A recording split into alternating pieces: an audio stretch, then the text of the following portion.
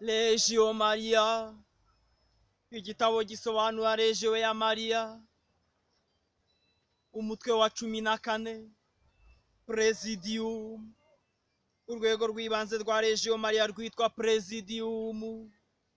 Iryo jambo ry'ikilatini ryasobanuraga umutwe w'ingabo z'abaromani ugenewe gukora umurimo ukomeye, ni ukuvuga nk'umutwe w'ingabo baha kurinda abandi.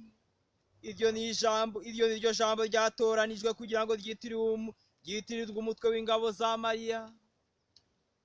Buri Presidium igira izina rimwe ritoranyijwe mu bisingizo bya Bikira Mariya. Urugero ni nk'umubyeyi ugira ibambe, cyangwa se ikagira izina ritwibutsa imwe mu ngabire ze nk'utasamanywe icyaha, cyangwa se rikatwibutsa kimwe mu bikorwa bye nka Bikira Mariya ajya gusura Elizabeti mutagatifu.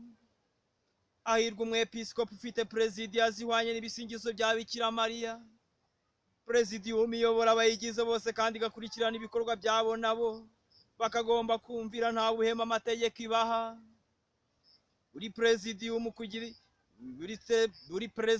igomba kugira isano na Concilium Legionis, inama nkuru ya Legio, ubwacyo cyangwa iciye ku nama nkuru yisumba, ubwayo cyangwa iciye ku nama nkuru yisumba. Bitagenze bityo ntibarirwa muri Legio. Nicyo gituma nta Presidium ishobora gushingwa bidaturutse ku nama nkuru zisumba uko zigenda zikurikiranye. Igashingwa na Kuria cyangwa se inama zikurikiyeho zaba zitariho igashingwa na Concilium Legionis. Ubwo rero Presidium izagengwa niyo nama yayishinze.